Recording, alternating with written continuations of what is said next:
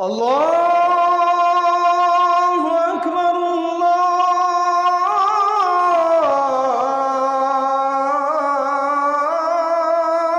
আকবার। একজন মুসলিমকে সচেতন মানুষ হিসেবে নিজের সমাজে প্রতিষ্ঠিত করবার নির্দেশ আল্লাহ তাআলা দিয়েছেন। কোনো সংবাদ, কারোর ব্যাপারে কোনো অভিযোগ, কারোর ব্যাপারে কোনো নেগেটিভ তথ্য পেলে সেটাকে বাজ বিচার করা ছাড়া, সেটার সত্যাসত্য যাচাই করা ছাড়া, যথাযথ উপায়ে বিশ্লেষণ করা ছাড়া সেটাকে বিশ্বাস করে বেড়ানো, প্রচার করে বেড়ানো, সেটার উপর ভিত্তি করে কোনো অবস্থান গ্রহণ করা, এটা কোরআনে কারিমে আল্লাহ তাআলা কঠোরভাবে আমাদের জন্য হারাম করে দিয়েছে। অন্য আয়াতে আল্লাহ তাআলা বলেছেন, ওয়ালা তাখফু মা লাইসা লাকা বিহি ইলম, যে বিষয়ে তোমার সুদৃঢ় ধারণা, জ্ঞান নেই, সুস্পষ্ট প্রমাণ ভিত্তিক নলেজ, ইনফরমেশন যে বিষয়ে তোমার কাছে নেই, সে বিষয়ে তুমি কোনো অবস্থান গ্রহণ করতে যাবে না। আজ ধারণা প্রসূত অবস্থান গ্রহণ, ব্যক্তি কিংবা গোষ্ঠীর ব্যাপারে কোনো মন্তব্য, কোনো ধারণা পোষণ, কোনো অবস্থান গ্রহণ, এই বিষয়টি আজ মহামারীর আকার ধারণ করেছে। বিশেষ করে অবাধ তথ্য প্রবাহের এই যুগে, সোশ্যাল মিডিয়ার ব্যাপকতার এই যুগে আমরা অনেক বিশ্বাস করি যে বিশ্বাসগুলো ভুল, অনেক ধারণা করি যে ধারণাগুলো অবান্তর, অনেক কালোকে আমরা সাদা বলি, অনেক সাদাকে আমরা কালো বলি, যা বাস্তবে তার উল্টো। ইসলাম এমন এক জীবন বিধান, ইসলাম এমন এক সুমহান শাশ্বত লাইফস্টাইল আমাদেরকে দিয়েছে যে এখানে কোনো মানুষ কাউকে অন্যায়ভাবে আক্রমণ করা, এটা তো অনেক দূরের কথা। কারোর ব্যাপারে আপনি নেগেটিভ ধারণাই নিতে পারবেন না যদি আপনার কাছে যথাযোগ্য তথ্য প্রমাণ না থাকে। আজকের পৃথিবীতে যারা মডেল হিসাবে নিজেদেরকে স্টাবলিশ করেছে, সাম্রাজ্যবাদী পৃথিবী, তাদেরও অনেক বড় অস্ত্র হলো জনগণকে, সাধারণ মানুষকে বিভ্রান্তির মধ্যে ফেলে দিয়ে ঘোলা পানিতে মাছ শিকার করা, বিভিন্ন এজেন্ডা বাস্তবায়ন করা। এই খেলা আমরা দশকের পর দশক, যুগের পর যুগ ধরে দেখে আসছি। এর মধ্যে সবচেয়ে বড় প্রপাগান্ডা, সবচেয়ে বড় মিথ্যা, যে মিথ্যা বেড়াজালে আমরা অনেককে আটকে গেছি, যে মিথ্যা আমাদের অনেককে বিভ্রান্ত করে ফেলেছে। মুসলিম তো বটেই, অনেক নিয়মিত নামাজি, নিয়মিত পর্দানসীন, নিয়মতান্ত্রিকভাবে প্র্যাকটিস করেন কোরআন এবং সুন্নাহকে, এরকম বহু মুসলমান আছেন যারা এই প্রপাগান্ডায় পা দিয়ে বিভ্রান্তির বেড়াজালে আটকে গেছে। আপনারা প্রিয় নবী সাল্লাল্লাহু আলাইহি সাল্লামের হাদিসের ভান্ডার যদি দেখেন, লক্ষ্য করবেন যে সেখানে বহু হাদিসে নবী সাল্লাল্লাহু আলাইহি সাল্লাম আমাদেরকে সতর্ক করেছেন আমরা যেন কিয়ামতের পূর্বে ফিতনা সংকুল সময়ে নিজেদেরকে ফিতনা থেকে রক্ষা করবার চেষ্টা করি। কিয়ামতের পূর্বে পৃথিবীবাসীর উপর ফিতনা পতিত হবে কাওয়াকাইল মতর, বৃষ্টি পতিত হওয়ার মতো। বৃষ্টির ফোঁটা যেরকম একটার পর একটা টপ টপ করে অনবরত ধারাবাহিকভাবে পড়তেই থাকে, ফিতনা এরকম গোটা পৃথিবীকে ছেয়ে যাবে, একটার পর একটা ফিতনা পতিত হবে। ফিতনা জিনিসটা কি? ফিতনা মানে হলো বিভ্রান্তি, ফিতনা মানে হলো ধোঁয়াশা। যেটাকে আপনি সাদা মনে করছেন ওটা আসলে কালো, এটাই ফিতনা। যেটাকে আপনি অন্ধকার মনে করছেন সেটা আসলে আলো, এটাই হলো ফিতনা। আপনি যেটাকে মনে করছেন আলো বিতরণ করছে, আসলে সে অন্ধকার বিস্তার করছে। আপনি সেটাকে আলো মনে করে ওইটার সঙ্গ দিচ্ছেন, সেটা প্রতিষ্ঠার জন্য জীবন বাজি রাখছেন, আদত দিন শেষে দেখলেন সেটা আসলে পুরোটাই কালো, ওটা কোনো আলো নয়। এই জাতীয় বিভ্রান্তি এখন আমাদের প্রত্যেকটা মানুষকে, আমাদের গোটা সমাজকে নানাভাবে ছেয়ে গেছে। যে সাম্রাজ্যবাদী এই পৃথিবী, তাদের সবচেয়ে বড় মিথ্যা যেটা তারা স্টাবলিশ করতে পেরেছে দুর্ভাগ্যজনকভাবে, সেটি হলো ইসলাম এবং মুসলমানদের সাথে জঙ্গি তকমাকে লাগিয়ে দেওয়া। গত এক শতাব্দীতে গোটা পৃথিবীতে পৃথিবীর পরাশক্তিগুলোর অর্থায়নে প্রতিষ্ঠিত সবচেয়ে বড় মিথ্যা এটা, যে মুসলমানদেরকে সন্ত্রাস এবং জঙ্গিবাদের তকমা দিয়ে তাদেরকে কোণঠাসা করে রাখা। আপনি যদি উন্নত দেশগুলো ট্রাভেল করে থাকেন, নিশ্চয় আপনার ধারণা থাকার কথা যে শুধুমাত্র মুসলিম পরিচয়ের কারণে আপনাকে বহু হেনস্থার শিকার হতে হবে। এই যে মুসলিমকে হেনস্থা করা যায়, মুসলিম হলেই তাকে অত্যাচার করা যায়, টর্চার করা যায়, জুলুম করা যায়, এই ন্যারেটিভ প্রতিষ্ঠা করেছে যে মিথ্যা দিয়ে। সে মিথ্যা হলো ইসলাম এবং মুসলমানের সাথে জঙ্গিবাদ এবং সন্ত্রাসবাদের তকমা লাগিয়ে। আন্তর্জাতিক এই শয়তানি ষড়যন্ত্র যেটা চলে আসছে যুগ যুগ ধরে, এই ষড়যন্ত্রকে বাস্তবায়ন করার জন্য বহু নাটকের মঞ্চায়ন হয়েছে, যেটা আমরা ইতিপূর্বে দেখেছি। বহু ঘটনা নিজেরা ঘটিয়ে উদুরপিণ্ডি বুদুর ঘাড়ে চাপিয়ে, যেহেতু মিডিয়াগুলো তাদের নিয়ন্ত্রণে, সেখানে সাদাকে কালো করে দেখিয়ে সাধারণ মানুষকে বিভ্রান্ত করে তারা তাদের এজেন্ডা বাস্তবায়ন করেছে। আমরা যে ভূখণ্ডে বসবাস করছি, আমাদের এই দেশেও দীর্ঘদিন পর্যন্ত এই খেলা চলে এসছে। আপনারা যে জায়গাটা বসে আছেন, নারায়ণগঞ্জ, এই নারায়ণগঞ্জ ছিল এই নাটকের সবচেয়ে বড় মঞ্চ। টেলিভিশনে লাইভ প্রদর্শন হচ্ছে, জঙ্গি বিরোধী অভিযান চলছে, একটা বাড়ি ঘেরাও করে আছে র্যাবের লোকজন এবং টান টান উত্তেজনা, অস্ত্র তাক করে আছে, ভিতরে ধ্বংসাত্মক অস্ত্র নিয়ে জঙ্গিরা অবস্থান করছে। আমরা জনগণ হাতা হাতা গোছায় টিভির সামনে বসছি দেখার জন্য, হায় হায় কি সর্বনাশ, হুজুররা দেশটাকে শেষ করে ফেলল। এরপরে ভেতর থেকে বের করে আনা হলো আগে থেকে সাজানো ফাজাইলে আমাল, তারপরে আপনার হেকায়েতে সাহাবা, তারপরে আপনার কোরআনের তর্জমা, এরকম বই পুস্তক সামনে সাজায়া, এই যে জেহাদি বই পাওয়া গেছে এবং ককটেল কিছু সাজায়া, এরপরে একটা ছবি, পরের দিন সব পত্রিকা গুরুত্বের সাথে প্রচার হলো। আমাদের সবার চিন্তা শেষ না, হ্যাঁ হ্যাঁ দেশটা শেষ হয়ে গেল। এই তো গত সপ্তাহেই দায়িত্বশীল পুলিশ অফিসার, পুলিশ কর্মকর্তারা, দায়িত্বশীল পদে থাকা ডিআইজিরা অকপটে একের পর এক স্বীকার করেছেন যে বিগত আমলে জঙ্গি অভিযানের নামে সবগুলো ছিল নাটক। অবাক করা বিষয় হলো, এই নাটক আবার নতুন করে শুরু হচ্ছে বাংলাদেশ। গত সপ্তাহে একটা মামলা হয়েছে, সেখানে কিছু তরুণ উদীয়মান পশ্চিমা অপশক্তি শয়তানি শক্তির ঘুম হারাম করা কিছু যুবক, তাদেরকে সেখানে আবারও এই নাটকের স্ক্রিপ্টে তাদের নাম যুক্ত করে আবার এই খেলাটা শুরু করার চেষ্টা চালানো হচ্ছে। আমরা সাধারণ মানুষ অনেক কিছু জানি না, অনেক অন্ধকারে আছে। এক র্যাব কর্মকর্তা এখন জেলে আছে, এই জঙ্গি নাটকের পেছনের কারিগরদের একজন। উনি একবার আমাকে কল করেছেন, আরো বছর 3 আগের কথা। হোয়াটসঅ্যাপে নক করেছেন, এরপরে ফোন দিয়েছেন, দিয়ে বললেন, হুজুর আমাকে সব হুজুররা চিনি। এর মানে হলো আপনি তো আজকে প্রথম আমার সাথে কথা বলতেছেন, ওটা পাত্তা দিচ্ছেন না আমাকে সব হুজুররা চিনি। এরপর উনি ওনার একটা আবদার রাখলেন, আলহামদুলিল্লাহ আমি সে আবদার কৌশলে এড়াই গেলাম। উনি আমাকে একটা ফাঁদ দিয়েছিলেন, যে ফাঁদে আমি যেন পাও দেই, আল্লাহ তাআলা আমাকে রক্ষা করেছেন, আমি কৌশলে সেখান থেকে সরে যাই, আমাকে সে ফাঁদে ফেলতে পারে। আমরা অনেকে জানি না, আমাদের ট্যাক্সের টাকায় জঙ্গি দমনের নামে কমপক্ষে 15 থেকে 20টা, 15টার নিচে না, আমি এক্সাক্ট ফিগারটা বলতে পারছি না, 15 থেকে 20টা অথরিটি বাংলাদেশে আছে। আইন শৃঙ্খলা রক্ষাকারী বাহিনীগুলো এবং বিভিন্ন এজেন্সিগুলোর বিভিন্ন টিম উইং আছে, 15 থেকে 20টা উইং।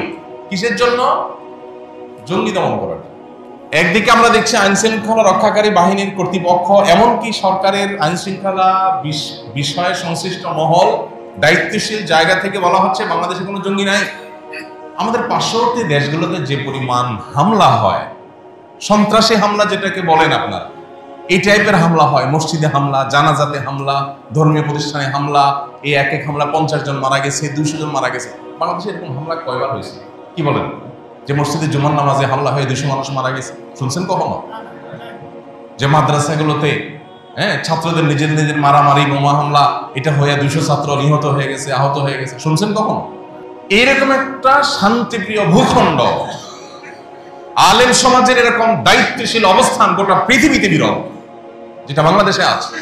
সেই দেশে 15 থেকে 20টা উইং রাখা হয়েছে শুধুমাত্র জঙ্গি দমনের নাম করে। কাউন্টার টেররিজম, এন্টি টেররিজম, এটা সেটা নাম দিয়ে উইং খুলে রাখা হয়েছে। তাদেরকে খুশি করার জন্য, পশ্চিমা বাবাদেরকে খুশি করার জন্য। সরি টু সে, এই শব্দ আমাকে বলতে হচ্ছে। সন্তান তার বাবার কথা কিভাবে অক্ষরে অক্ষরে মানে না, পশ্চিমারা যা বলে সেকে অন্ধভাবে, যারা যখন ক্ষমতা আসে তারা যেরকম গোলামের মতো করে তাদের কথাকে মানে। তারা নাটকের স্ক্রিপ্ট দিয়ে দেয়, যে নাটকগুলো করার কারণ তারা জানে এদেশে মানুষ আলেমদের কথা শুনে, এদেশে মানুষ কোরআন এবং হাদিস দ্বারা ইন্সপায়ার্ড হয়, এদেশে মানুষ দ্বীন দ্বারা প্রভাবিত হয়। অতএব দ্বীনকে, ইসলামকে, আলেম সমাজকে যদি কালিমা যুক্ত করে দেওয়া হয়, তাহলে তারা বিভ্রান্তিতে পড়ে যাবে, তারা ফিতনায় পড়ে যাবে এবং তারা ফিতনায় পতিত হয়ে দ্বীন থেকে তারা দূরে সরে যাবে। আমাদের দ্বীনি চেতনা এবং স্পিরিটকে ভোঁতা করার জন্য এই শয়তানের ষড়যন্ত্র পশ্চিমারা করে, আর আমাদের ট্যাক্সের টাকা দিয়া যারা যখন ক্ষমতায় আসে সেটাকে তারা বাস্তবায়ন করে। ভাইরা আমার, বেশি দূরে যেতে হবে না। গুম কমিশনের যে রিপোর্ট, এই রিপোর্ট যদি পর্যালোচনা করেন আপনি দেখবেন নিরীহ নারীদেরকে, একজন পর্দানশীল নারী জীবনে তার ছায়া যেখানে কোনো পুরুষ দেখতে পারে নাই, তাকে আইন শৃঙ্খলা রক্ষাকারী বাহিনীর এই সমস্ত তথাকথিত জঙ্গি দমনের নামে এই সমস্ত সন্ত্রাসীরা যারা আইন শৃঙ্খলার পোশাক, আইনের পোশাক পরে সন্ত্রাসী কর্মকাণ্ড করেছে, নিরীহ জনগণকে, ওই নারীকে ধরে নিয়ে বর্বরতার সর্বোচ্চ সীমা রেখা সব অতিক্রম করে গেছে। যে নারীর ছায়া কোনোদিন পুরো পুরুষ দেখতে পারে না, এটা তার দিন পালনের স্বাধীনতা, সাংবিধানিক অধিকার, সেটাকে বলণ্ঠিত করে রিমান্ডের নামে, জিজ্ঞাসাবাদের নামে বিবস্ত্র করে হ্যাঁ না কোনো উপায় নাই, যে উপায় থাকে নির্যাতন করা হয়। কত যুবক হারিয়ে গেছে আর ফিরে আসেনি। আলেম ওলামা তো বটে, স্কুল কলেজ পড়ুয়া, আপনার সাধারণ শিক্ষিত ডাক্তার, ইঞ্জিনিয়ার, তরুণ, বিশ্ববিদ্যালয়ের শিক্ষার্থী, কলেজ শিক্ষার্থী, দোষ কি? মুখে দাঁড়িয়ে আছে। দোষ কি? নামাজ পড়ে, ফজরের নামাজ জামাতের সাথে পড়ে। দোষ কি? টাকনোর উপরে প্যান্ট পরে। এক শ্রেণীর মিডিয়া, আপনার টাকা দিয়ে যাদের পেপার পত্রিকাগুলো বাসায় নিয়ে যান, এই মিডিয়াগুলোর একটা বড় অংশ এই জঙ্গি নাটককে মঞ্চায়ন করার জন্য সবচেয়ে বেশি ভূমিকা রেখেছে। এখনো তারা সেই খেলা আবার শুরু করেছে। এই গত সপ্তাহ থেকে আবার শুরু হয়েছে। আইন শৃঙ্খলা রক্ষাকারী বাহিনীর বিভিন্ন গুরুত্বপূর্ণ ব্যক্তি, সরকারের ঊর্ধ্বতন কর্তৃপক্ষ, তাদেরকে ব্যক্তিগতভাবে আমরা বিষয়টাকে নজরে আনার চেষ্টা করেছি, কিন্তু দায়িত্বশীলতার জায়গা থেকে আমি আপনাদের কাছে একটা উদাত্ত আহ্বান রাখতে চাই। সেটা হলো, অনুগ্রহ করে এই সময়টাতে, যে সময়টাতে বিশেষ করে সাদাকে কালো, কালোকে সাদা করে দেখাবার একটা প্রবণতা আছে, এই সময়টাতে আপনাদেরকে কোনো কিছু যদি গেলানোর চেষ্টা করা হয়, একজন মুসলমান হিসাবে আপনার দায়িত্বশীল আচরণের জায়গা থেকে আপনি সেটা গিলবার আগে আপনাকে 10 বার ভাবতে হবে, আমি যাকে কালপ্রিট মনে করছি আসলে সে কোনো ভিকটিম কিনা, তাকে দিয়ে কোনো নাটক মঞ্চায়ন করা হচ্ছে কিনা। শুধুমাত্র জঙ্গি দমনের নামে হাজার হাজার মানুষ দেশে, শত শত মানুষ দেশে খুন, গুম, নির্যাতন, জেল জুলুমের শিকার হয়েছে। আপনি শুধুমাত্র গুম কমিশনের রিপোর্ট যদি পর্যালোচনা করেন, আপনি দেখবেন যে কিভাবে স্ক্রিপ্টগুলো সাজানো হয়েছে। কোরআনের অনুবাদ এটা রেখে ছবি তুলে পত্রিকা সাজানো হয়েছে, জঙ্গি বই পাওয়া গেছে, জেহাদি বই পাওয়া গেছে। কোরআনের অনুবাদ যদি জেহাদি বই হয় তো আমরা সবাই তো জঙ্গি। কোরআনের অনুবাদ যদি রাখলে কেউ জঙ্গি হয় তো আমরা সবাই জঙ্গি। দেখেন, আমাদের মাইন্ডসেটটা এমন ভাবে তৈরি হয়েছে, একজন মানুষকে যদি বলা হয়, রাজনৈতিক নেতাদেরকে যদি বলা হয় যে মোবাইল চুরির মামলায় একটা দলের প্রধানের বিরুদ্ধে চার্জশিট হয়েছে, তার বিরুদ্ধে মামলা হয়েছে মোবাইল চুরির বিরুদ্ধে, গরু চুরির বিরুদ্ধে, এগুলো তো বাংলাদেশে সকাল বিকাল হয়, তাই না? তো নতুন কিছু না, এগুলো আমাদের বিনোদনের খোরাক, আমরা মজা পাই এগুলো দিয়ে। আমরা জানি যারা যখন ক্ষমতায় থাকে, বিরোধী দলে যারা থাকে, তাদের নামে এই সমস্ত হামলা, মামলা, মিথ্যা বিভিন্ন অজুহাত দেয়। জঙ্গি ইস্যুটা তো এরকম না, এটা তো সিরিয়াস ইস্যু। কারণ নাম দিয়ে, ছবি দিয়ে যখন আপনি জঙ্গি হিসাবে তাকে পত্রপত্রিকায় রিপোর্ট করছেন, কোন আপনার আইন শৃঙ্খলা রক্ষাকারী বাহিনীর কোন মিডিয়া উইং যখন তাকে কালপিট হিসেবে দেখিয়েছে, তখন সমাজের মানুষের কাছে তার রক্ত হালাল হয়ে গেছে। সবাই মনে করে আরে জঙ্গি, ডেঞ্জারাস ব্যাপার স্যাপার, তাহলে তো এরে গুম করা, এরে খুন করা, এরে নির্যাতন করা, রিমান্ডের নামে জুলুম করা, সব কিছু বৈধ হয়ে যায়, হালাল হয়ে যায়। বহু নিরীহ মানুষ এখনো জেলখানায় ফাঁসির আদেশ নিয়ে, বহু নিরীহ মানুষ জেলখানায় এখনো জেল জুলুম সহ্য করছে, বছরকে বছর জেলে পুড়ে মরছে, পড়ছে। কেন? তাদের নামে রায় হয়ে গেছে, তারা অপরাধী, দোষ স্বীকার করছে। স্বীকার করছে কিভাবে? সেই পদ্ধতি আমাদের কারোর কাছে অজানা না। দোষ স্বীকার করবে না, তার স্ত্রীকে ধরে নিয়ে আসছে, মা বোনকে ধরে নিয়ে আসছে, তাদেরকে নির্যাতন করা হচ্ছে। তখন সে তার নিজের জীবন রক্ষা করবার জন্য এই বানোয়াট স্বীকারোক্তি দিয়ে মা বোনকে রক্ষা করবার চেষ্টা করেছে। ওই মিথ্যা স্বীকারোক্তির উপরে ভিত্তি করে রায় হয়ে গেছে এবং ফাঁসির জন্য অপেক্ষমান আছে, জেল জুলুম চলছে। যে ভূখণ্ডে এই ধরনের জুলুম চলতে থাকে, আর আমরা সাধারণ মানুষ, আমরা অনেকেই দায়িত্ব জ্ঞানহীন হয়ে আমরা এই সমস্ত প্রোপাগান্ডাকে বিশ্বাস করি। যখন এই জঙ্গি জিগির চলেছে, তখন অনেক সাধারণ মানুষ আলেম ওলামাদেরকে দেখলেই সন্দেহ করত। ঠিক না ভাই? ঠিক। এই দেশে চাঁদাবাজি নিয়ন্ত্রণ করার জন্য কয়টা উইং খোলা হয়েছে, যে দেশের সব চাঁদাবাজিগুলো নিয়ন্ত্রণ করা হবে। কেউ ঘর বাড়ি করতে গেলে চাঁদা যেন কেউ নিতে না পারে, একজন রিক্সা চালক রিক্সা যদি চালাতে গিয়ে একজন সিএনজি চালক সিএনজি স্ট্যান্ডে যেন তাকে চাঁদা দিয়ে দাঁড়াতে না হয়। এই চাঁদাবাজি বন্ধের জন্য আইন শৃঙ্খলা রক্ষাকারী বাহিনী কয়টা উইং খুলেছে এটা আমাদের জানতে ইচ্ছা করে। জঙ্গিবাদ, তথাকথিত জঙ্গিবাদের নামে এই নাটকের স্ক্রিপ্ট বাস্তবায়ন করবার জন্য যদি 15-20টা উইং খুলে থাকে, ডিপার্টমেন্ট খুলে থাকে, প্রত্যেকটা আইন শৃঙ্খলা রক্ষাকারী বাহিনী আলাদা আলাদা ডিপার্টমেন্ট খুলে থাকে, তাহলে এই দেশের সন্ত্রাস, চাঁদাবাজ এদেরকে নিয়ন্ত্রণ করবার জন্য কয়টা উইং খোলা হয়েছে? ভাইরা আমার, সময় এসেছে আমাদের সচেতন হওয়ার, সতর্ক হওয়ার। এই নাটক যেন নতুন করে আর কেউ মঞ্চায়ন করতে না পারে। ভাইরা আমার, জিহাদ ইসলামের একটা মহান ফরজ বিধান। জিহাদ ইসলামের একটা মহান ফরজ বিধান। এই জিহাদ এটাকে আমরা ভুলে গেছি। অনেক ফরজ নিয়ে আলোচনা হয়, এই ফরজ নিয়ে আলোচনা হয় না। জিহাদ মানে ঠুস ঠাস কাউকে মেরে দেওয়া নয়। জিহাদ মানে নিরীহ মানুষের উপরে বোমা হামলা করা নয়, যেটা পশ্চিমারা করছে। প্রকৃত জঙ্গিবাদে তো তারাই লিপ্ত। আপনি মুসলমান, জিহাদ শব্দ শুনলে আপনি কাচুমুচু করেন, আপনি চিন্তা করেন হ্যাঁ হ্যাঁ হুজুর কি বলে এগুলো। ভাই, কোরআনে জিহাদের অসংখ্য আয়াত আছে, তাহলে কি আপনাকে ইসলাম থেকে ছেড়ে ছেড়ে চলে যেতে হবে? যদি আপনি জিহাদের উপরে আপনার বিকশিত ভাব থাকে, ঈমান নিয়ে টানাটানি হবে। জিহাদ মহান ফরজ বিধান, তবে জিহাদ ছেলে খেলা নয়। জিহাদ আর সন্ত্রাস এক জিনিস না। জিহাদের কথা বললে যদি কাউকে সন্ত্রাসী বলা হয়, এটা হলো পশ্চিমাদের সবচেয়ে বড় অস্ত্র। ওরা জানে মুসলমানদের জিহাদি চেতনার কাছে ওরা কোনোদিন দাঁড়াতে পারবে না। ওরা জানে মুসলমান যদি কোরআনের নির্দেশ দ্বারা উজ্জীবিত হয়, এই মুসলমানকে দমাবার মতো কোনো টেকনোলজি ওরা আবিষ্কার করতে পারবে না। এই জন্য তারা আমাদের ওই চেতনাকে ভোতা করে দেওয়ার জন্য জিহাদ, জিহাদি চেতনা, এটাকে কালাট করার জন্য তারা নানাবিধ ষড়যন্ত্র এবং ষড়যন্ত্রের জাল তারা এঁটেছে। তারা বহু সন্ত্রাসী গোষ্ঠী তৈরি করেছে। তাদের কর্মকাণ্ড এটাকে ইসলামের কর্মকাণ্ড হিসেবে দেখিয়ে মুসলমানদেরকে বিভ্রান্তির মধ্যে ফেলে দিচ্ছে। হ্যাঁ হ্যাঁ, ইসলামের নামে কি হচ্ছে এসব? মনে রাখবেন, ন্যূনতম কোরআন হাদিসের ধারণা যদি কারোর মধ্যে থাকে, প্রাথমিক লেয়ারের যদি মুসলমানও কেউ হয়, সে কোনোদিন সন্ত্রাসী হতে পারে না, অসম্ভব। ইসলামের নামে যদি কোনো শয়তানি কাজ হয়ে থাকে, তাহলে নিশ্চিত বুঝে নেবেন এখানে ইহুদিদের কোনো ষড়যন্ত্র আছে। ওরাই এই নাটককে মঞ্চায়ন করছে আমাদেরকে বিভ্রান্তিতে ফেলার জন্য। ওই যে বলছি কি আমাদের আগে ফিতনা পতিত হবে, সেই ফিতনাগুলোর মধ্যে থেকে একটা। আমরা এখানে যারা আছি, বিগত আমলে যখন জঙ্গি নাটক মঞ্চায়ন করা হয়েছে, কয়জন বুকে হাত দিয়ে বলতে পারবেন আমি 100% বুঝতে পেরেছি এটা নাটক, এই মানুষগুলো ভিকটিম, এদেরকে দোষী সাব্যস্ত করা হচ্ছে, এদের কোনো দোষ নাই? কয়জন মানুষ বলতে পারবেন? বরং বেশিরভাগ মানুষ নিজেরাই ধোঁয়াশার মধ্যে পড়ে গেছে, চিন্তার মধ্যে পড়ে গেছে। হায় হায়, হলোটা কি? স্কুল কলেজের ছেলে ফেলে নষ্ট হয়ে যাচ্ছে, আর ধার্মিক ছেলে ফেলে মানেই হলো যে মনে হয় বোমা নিয়ে ঘুরে।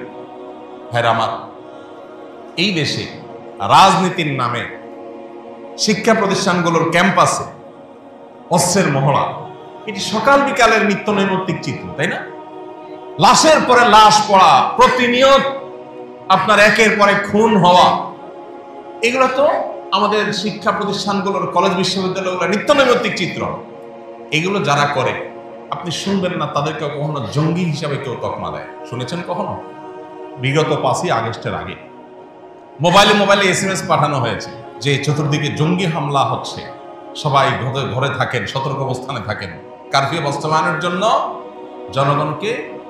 জনগণের ন্যায্য অধিকার আদায়ের আন্দোলনকে কি বলা হয়েছে? জঙ্গি হামলা। এখান থেকে বোঝা যায় যে মূলত জঙ্গি এই শব্দটা, এটা হলো সকল প্রকার সত্যকে লুকাবার জন্য, সাধারণ মানুষের চোখে ধুলে দেওয়ার জন্য। আমরা অনেকেই এখনো বিশ্বাস করি যে জঙ্গি মানে হলো ডেঞ্জারাস অপরাধী। আরে ভাই, প্রকৃত অর্থে যদি কেউ সন্ত্রাসী হয়, সেটা তো আসলেই সত্যিকারই বড় অপরাধী। কিন্তু আপনি যেটাকে জঙ্গি হিসাবে দেখছেন, জানছেন, সে জঙ্গি, সে সন্ত্রাসী, এটা কোনো প্রমাণ হয়েছে? দেখুন, কারোর কাছে ওই যে তথাকথিত জেহাদি বই পাওয়া গেছে, এই ছবি দিয়া যখন পত্রপত্রিকায় গেছে, তখন আমরা সাধারণ মানুষই সময় ধরে নিয়েছি, হ্যাঁ লোকটা কত খারাপ। একবার চিন্তা করি না এই বইয়ে কি আছে, এই বইয়ে কি আছে যেটা দেখিয়ে তাকে খারাপ বলা হচ্ছে। তবলিগি নেসাবের বই দিয়া জেহাদি বই নাম দিয়া ছাপাই দেওয়া হয়েছে। ভাইরা আমার, এই যে 15 থেকে 20টা ডিপার্টমেন্ট, হাজার হাজার ফোর্স, শত শত ফোর্স এখানে কাজ করছে। পশ্চিমারা সেখানে কোটি কোটি টাকার ফান্ডিং করে, তহবিল দেয়। এই টাকাকে হালাল করার দরকার হয়। ধরেন 20টা যদি জঙ্গি দমন ডিপার্টমেন্ট থাকে বিভিন্ন প্রতিষ্ঠানদের, ডিএমপির আলাদা উইং, র্যাবের আলাদা উইং, এনএসআর আলাদা উইং, ডিজিএফআই আলাদা উইং, পুলিশের অনেকগুলো উইং, এইভাবে যদি সবাই আলাদা আলাদা জঙ্গি দমন নিয়ে অনেকগুলো উইং থাকে, বাংলাদেশের প্রায় জঙ্গি সংখ্যা কত, সরকার বা এই সংশ্লিষ্ট মহলের উচিত সেটা প্রকাশ করা।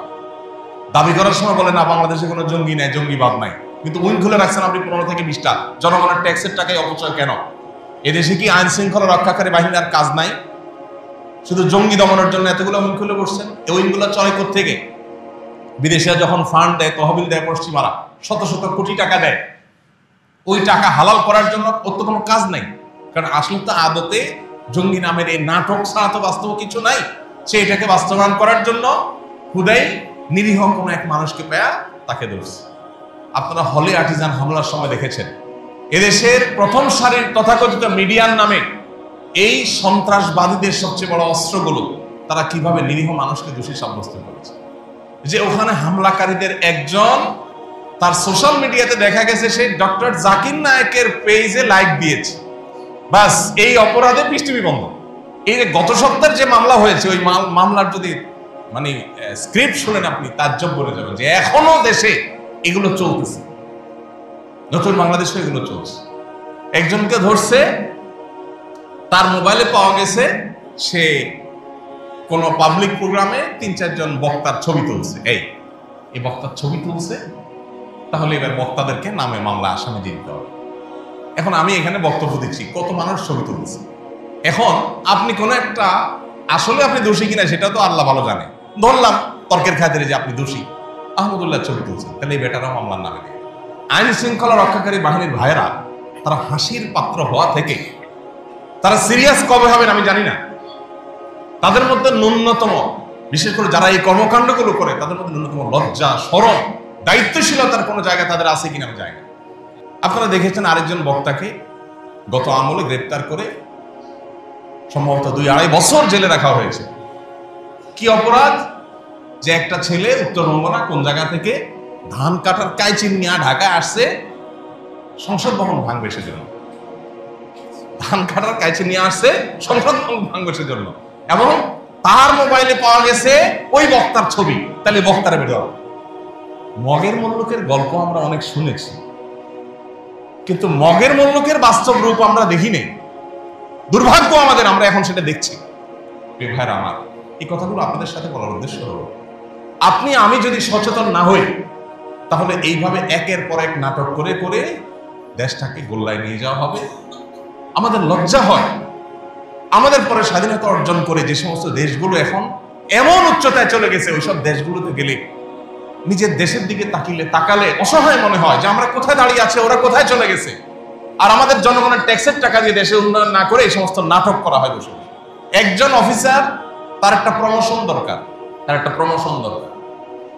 সে একটু উপরের চেয়ারে যাবে, এটার জন্য তার 2 জন দাঁড়িয়ালা কলেজের ছাত্র, ইউনিভার্সিটির ছাত্র, মাদ্রাসার হুজুর পদ থেকে ধরে তার কাছে ওই যে জিহাদি বই পাওয়ার নাটক মঞ্চায়ন করে সে একটা অভিযান চালায়া সে লাইমলাইটে আসে। তখন ঊর্ধ্বতন কর্তৃপক্ষ দেখে, হ্যাঁ এ তো খুব সিরিয়াস জঙ্গি দমনে, তাদের একটা প্রমোশন দেওয়া।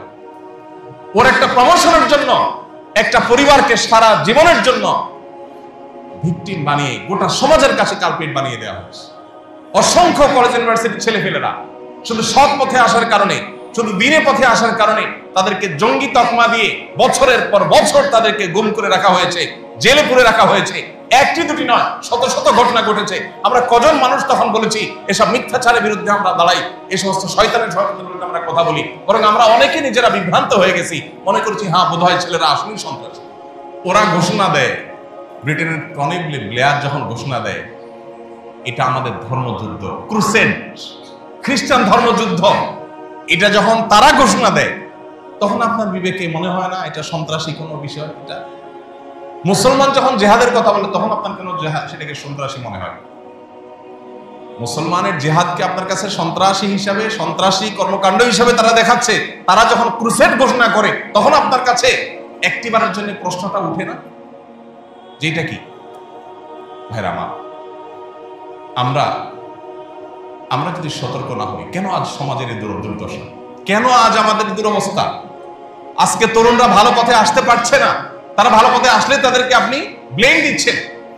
এই দেশের প্রথম সারির একটা পত্রিকা, ঘরে ঘরে যে পত্রিকা আপনি টাকা দিয়ে কেনেন, সেই পত্রিকা রাজাকার এবং জঙ্গির আলামত লিখেছে 10-15টা, এবং রীতিমতো পত্রিকা ছেপেছে তারা, এবং সেখানে দিয়েছে যদি কোনো যুবক বয়সে কেউ নামাজ পড়ে, মিউজিক শুনতে অস্বস্তি বোধ করে, টাকনুর নিচে প্যান্ট পরে না, টাকনুর উপরে পড়ে, ফজর নামাজ জামাতের সাথে পড়ে, এই টাইপের ধর্মীয় কর্মকাণ্ড করে, একটা আপাদমস্তক ফেরেশতা যুবক যাকে বলা যায়, এরকম একটা ফেরেশতা যুবক হলে মনে করতে হবে সে জঙ্গিবাদের দিকে বোধহয় ঢুকছে। এই হলো আপনার সন্তান জঙ্গি হয়ে যাচ্ছে কিনা আপনি কিভাবে বুঝবেন? এগুলো দেখে আপনি বুঝবেন যে সন্তান জঙ্গিবাদের দিকে চলে গেছে। বহু বাপ মা এই সমস্ত মিথ্যা অপপ্রচারে বিভ্রান্ত হয়ে নিজের সন্তান দাড়ি রাখলে নিজে হাতে শেভ করার জন্য সন্তানকে বাধ্য করেছে বহু বাপ মা। আছে না সমাজে? যে বাবা তুই নিজেও ভালো থাক, আমাদেরও বাঁচতে দে, এগুলো করিস না, ঝামেলা হবে। আমরা কোন দেশে ছিলাম? আয়নাগরে কোনো ইসলাম বিরোধীরা ছিল না, আয়নাগরের সমস্ত বাসিন্দারা ইসলামিস্টরা ছিল। কিন্তু আমরা কজন মানুষ এই অন্যায়ের বিরুদ্ধে কথা বলেছি? এখন আবার নতুন করে পুলিশের মধ্যে থাকা সেই দুষ্ট চক্রগুলো তারা আবার এই জঙ্গি নাটককে নতুন করে মঞ্চায়ন করা শুরু করেছে। আপনি দেখবেন কাউকে যখন মনে হবে থ্রেট, তাকে জঙ্গি নাটক দিয়ে দমন করা হবে। কত হাস্যকর স্ক্রিপ্ট তারা তৈরি করে। ভাইরা আমার, যে ভূখণ্ডে জুলুম এরকম ডাল ভাত হয়ে যাবে, যে ভূখণ্ডে জুলুম এরকম সকাল বিকালের কমন বিষয়ে পরিণত হবে, সেই ভূখণ্ডে আল্লাহর বরকত কখনো আশা করা যায় না। আমরা আর যা হোক অন্তত এই ভূখণ্ডে কোনো জুলুম হতে দেব না। যদি সেটা কোনো হিন্দুর প্রতিও হয়, কোনো খ্রিস্টানের প্রতিও হয়, কোনো নাস্তিকের প্রতিও হয়, আমরা সকল জুলুমের বিরুদ্ধে অবস্থান নেব ইনশাআল্লাহ। আমরা যদি সবাই সচেতন হই, আমরা যদি সতর্ক হই, তাহলে এই সমস্ত মিথ্যা নাটক আমাদেরকে গেলাতে কেউ পারবে না। আর আমরা যদি অসতর্ক হই, আমরা যদি দায়িত্ব জ্ঞানহীন হই, মিডিয়া বা পত্রপত্রিকাতে যা পাইলাম অন্ধের মতো গোগ্রাসটা গিললাম, এরকম যদি প্রবণতা আমাদের মধ্যে থাকে, তাহলে এই টেন্ডেন্সিটা আমাদের ধ্বংসকে ত্বরান্বিত করবে, বই উন্নতির কোনো দিকে আমাদেরকে নিবে না। আল্লাহ রাব্বুল আলামিন আমাদের সবাইকে দায়িত্বশীল আচরণ করবার তৌফিক দান। শুরুতে যে আয়াত বলেছিলাম, আল্লাহ বলেছেন ইয়া আইয়ুহাল্লাযীনা আমানু, হে ঈমানদারেরা, ইন জাআকুম ফাসিকুম বিনাবাইন, যদি তোমাদের কাছে কোনো ফাসিকরা কোনো সংবাদ সরবরাহ করে, কোনো তথ্য ইনফরমেশন তোমাদেরকে দেয়, ফাতাবাইয়ানু, সেটাকে চেক করো, ভালো করে চেক করো, ক্রস চেক করো, যাচাই করো, অনুসন্ধান চালাও, বিশ্লেষণ করো যেটা আদৌ সত্য কিনা। যদি না করো, তাদের কথা যদি বিশ্বাস করে বসো, তাহলে আনতুসিবু কওমান বিজাহালা, তাহলে অজ্ঞতাবশত তোমরা কাউকে খারাপ মনে করে কোন অবস্থান নিবে, ফাতাসবিহু আলা মা ফাআলতুম নাদিমিন, এরপর একসময় বলবে যে ও সরি, ভুল হয়ে গেছে, কিন্তু তোমার আর ব্যাক করার সুযোগ থাকবে না। আল্লাহ অন্য আয়াতে বলেছেন ওয়ালা তাকফু মা লাইসা লাকা বিহি ইলম, যে বিষয়ে তোমার সুদৃঢ় জ্ঞান নেই, প্রমাণ নির্ভর তথ্য ইনফরমেশন তোমার কাছে নেই, তুমি নিশ্চিত নও, সে বিষয়ে কোনো অবস্থান গ্রহণ করতে পারবে না। একজন মানুষের বিরুদ্ধে অভিযোগ উঠেছে, আর আমি অমনেই তারে খারাপ মনে করে বলা শুরু করে দিলাম, প্রচার শুরু করে দিলাম। বিশেষ করে এই যে জঙ্গিবাদের ইস্যুগুলো, পশ্চিমারা এই ন্যারেটিভকে এমন শক্তিশালীভাবে প্রতিষ্ঠিত করেছে, দেখুন যে এই সমাজে ঘুষ, চাঁদাবাজি, সন্ত্রাস, এই জিনিসগুলো নিত্য নৈমিত্তিক ব্যাপার। এই জিনিসগুলোর কারণে গোটা দেশ আজ পিছিয়ে আছে, আমরা ভয়ঙ্কর একটা জায়গায় অবস্থান করছি। অথচ এইগুলোর ব্যাপারে আমাদের মনের মধ্যে এতটা ক্ষোভ, এতটা ঘৃণা নেই, যতটা ক্ষোভ, যতটা ঘৃণা আছে কোন বিষয়ে? তথাকথিত জঙ্গিবাদের বিষয়। ভাইরা আমার, আমরা কেউ ভুল না বুঝি, ইসলামের নামে, জেহাদের নামে কেউ কোনো নিরীহ মানুষের উপরে হামলা করলো আর সেটাকে জেহাদ বলে চালাই দিল, আমরা মুসলমানরা এতটা আনাড়ি হওয়ার কোনো সুযোগ নাই। কিন্তু সেই সাথে জেহাদ মহান ফরজ, জীবনে কখনো সুযোগ হলে আমি জেহাদে শামিল হব, মরতেই যখন হবে শাহাদাতের মৃত্যু আমি কামনা করব, এটা একজন ঈমানদারের ঈমানের দাবি। এইটুকু চেতনা যদি কারোর মধ্যে না থাকে, সে মুসলমানই না। সে মুনাফিকের মৃত্যু নিয়ে দুনিয়া থেকে যাবে। সো পশ্চিমাদের প্রপাগান্ডার কারণে আল্লাহর মহান ফরজ বিধান জিহাদকে আমরা খারাপ মনে করলে ঈমানই থাকবে না। আবার একই সাথে জিহাদের নামে কোন শয়তানের নাটক যদি পশ্চিমারাই মঞ্চায়ন করে, সেটার উপরে ভিত্তি করে আমরা গণহারে দিনদার মানুষগুলোকে জঙ্গি তকমা দেওয়ার ওই যে ষড়যন্ত্র, ওরা জানে হুজুরদের পাওয়ারের জায়গা, ওরা জানে এই মিম্বরের শক্তির জায়গা, ওরা জানে এই মাইক্রোফোনের পাওয়ারের জায়গা। এই জন্য এইগুলোর গায়ে কালি মাখাই দেওয়া, এটাই হলো তাদের কাজ। আমাদেরকে সতর্ক থাকতে হবে, আমাদেরকে সচেতন হতে হবে। আল্লাহ রাব্বুল আলামিন পুরাতন জুলুম এদেশে যেন আর কখনো ফিরে না আসে, আর যেন কোনো মায়ের সন্তান গুম না হয়, আর যেন কোনো নারী স্বামীকে জুলুমের হাত থেকে বাঁচাবার জন্য এই সমস্ত জালিমদের হাতে ধরা দিতে না হয়, আর যেন কোন নাটক এদেশে কোন কালপ্রিট মঞ্চায়ন করতে না পারে। বিদেশিদের শত শত কোটি টাকা তহবিল এবং ফান্ড পাওয়ার লোভে নিরীহ মানুষদেরকে জঙ্গি নাম দিয়া বিদেশিদেরকে খুশি করছেন। হ্যাঁ, আমরা জঙ্গি দমন করছি। আমি বারবার এই কথাটাই আপনাদেরকে বলছি। 15 থেকে 20টা উইং আইন শৃঙ্খলা রক্ষাকারী বাহিনী, আপনি চিন্তা করতে পারেন এতগুলো উইং কাজ করছে কিসের জন্য? জঙ্গি দমনের জন্য। একদিকে দায়িত্বশীলটা বলছে দেশে কোনো জঙ্গি নাই, তো জঙ্গি না থাকলে 15-20টা উইং কেন রাখছে? জনগণের ট্যাক্সের টাকা দিয়ে আর কাজ খুঁজে পাচ্ছ না। একটা মামলার জন্য থানায় গেলে পুলিশ ভাগে পাওয়া যায় না, কারণ থানায় অল্প কয়েকজন পুলিশ ফোর্স কম। সেখানে তুমি জঙ্গি দমনের নামে এতগুলো উইং খুলে এতগুলো ফোর্স সেখানে দিয়ে রাখছো, এত কোটি কোটি টাকা সেখানে বাজেট দিচ্ছ তাদেরকে খুশি করবার জন্য। আল্লাহ তাআলা আমাদেরকে সেই রকম দায়িত্বশীল মানুষদের শাসন দেখ, যারা এদেশের মানুষের হয়ে কাজ করবে, বিদেশিদের আঙ্গুল হেলানোতে যারা কাজ করবে না, বিদেশিদের এজেন্ডা বাস্তবায়ন যারা করবে না। দুঃখ আমাদের, ক্ষোভ আমাদের যে আমরা অনবরত দেখি যে চেয়ারে বসেই বিদেশিদের এজেন্ডা বাস্তবায়ন করার জন্য নেমে পড়ে। আপনারা দেখেছেন গত সপ্তাহের ঘটনা সম্ভবত, যে সমাজ কল্যাণ মন্ত্রণালয়ের উপদেষ্টা কয়েক কোটি টাকা বরাদ্দ দিয়েছে আপনার আমার ট্যাক্সের টাকা। কাদেরকে দিয়েছে? পতিতাদেরকে দিয়েছে।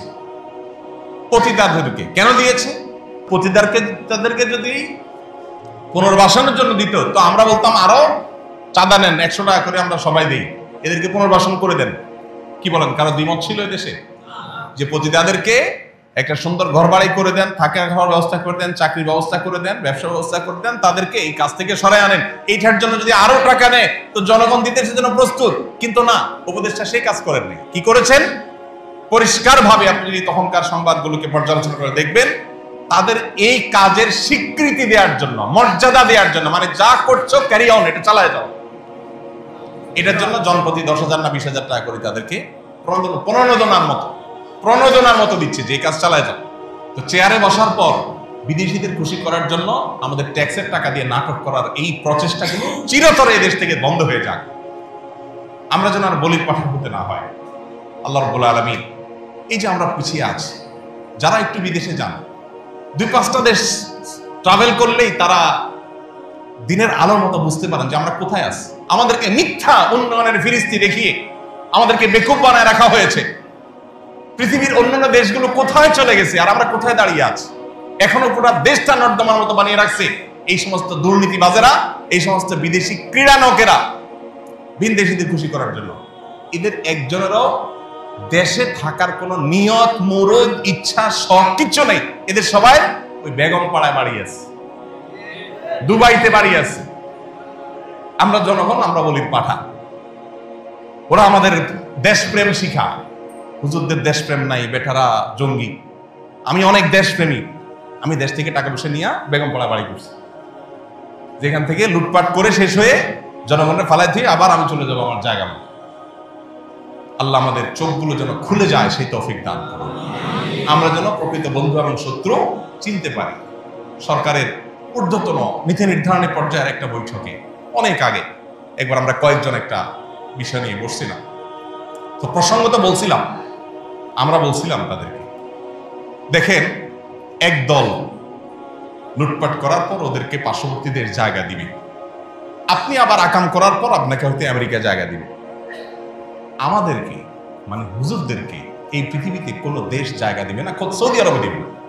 অতএব এই মাটিতেই আমাদের থাকতে হবে, মাইন্ড ইট, এটা মাথায় রাখেন। আমাকে লড়াই করে এই মাটিতেই টিকতে হবে। আপনি সুযোগ পাইলে চলে যাবেন ওদিকে, কিন্তু আমি যাব না, আমার যাওয়ার জায়গাই নেই, আমাকে কেউ নেবে না। সো আমাকে লড়াই করে টিকতে হবে। আলেম ওলামাদেরকে দেশপ্রেম শিখাতে আসবেন না, আলেম ওলামাদেরকে দেশের প্রতি ভালোবাসা শিখাতে আসবেন না। আপনাদের সবার বেগমপাড়া বাড়ি আছে, আমরা জানি। আমাদের জীবনও এখানে, মরণও এখানে। আল্লাহ রাব্বুল আলামিন এসব শয়তানি বিষয়গুলোর ব্যাপারে আমাদেরকে সচেতন হওয়ার তৌফিক দান করুন, দায়িত্বশীল হওয়ার তৌফিক দান করুন, এবং সকল শয়তানি ষড়যন্ত্র থেকে আল্লাহ তাআলা আমাদের প্রিয় মাতৃভূমিকে হেফাজত করুন। আপনারা জানেন ভৌগোলিকভাবে এত গুরুত্বপূর্ণ একটা অবস্থান আমাদের, পৃথিবীর বড় বড় পরাশক্তিগুলোর বাংলাদেশের মাটিটা দরকার। তো ডাইরেক্ট আর মাটি দখল করার সিস্টেম নেই, দালালদের মাধ্যমে তারা এখানে ঢুকে। আপনারা দেখবেন আমাদের সংবিধান কি হবে, আইন কি হবে, এসব বিষয়গুলোর যারা নীতি নির্ধারকের ভূমিকায় অবতীর্ণ হয়, এই মানুষগুলোর সাথে দেশের মাটি, শেকড়, গণমানুষের কোনো সম্পর্ক নাই। এরাই সকাল বিকাল দেখবেন টিভিতে, টক শোতে, বিভিন্ন সেমিনারে, সিম্পোজিয়ামে, গোলটেবিল বৈঠকে তারা ঠিক করে দেয়, বলে দেয় এই দেশ কিভাবে চলবে, দেশে আইন কিভাবে হবে। এগুলো সবগুলো হলো ওই যে বিদেশি যাদের এই ভূখণ্ডটা দরকার, তাদের দালাল। তাদের কি দালাল? এই দালাল কারা আর প্রকৃত দেশপ্রেমিক কারা, এই জিনিসটা আমাদেরকে পার্থক্য করতে জানতো। আল্লাহ আমাদের সেই তৌফিক দান করুন।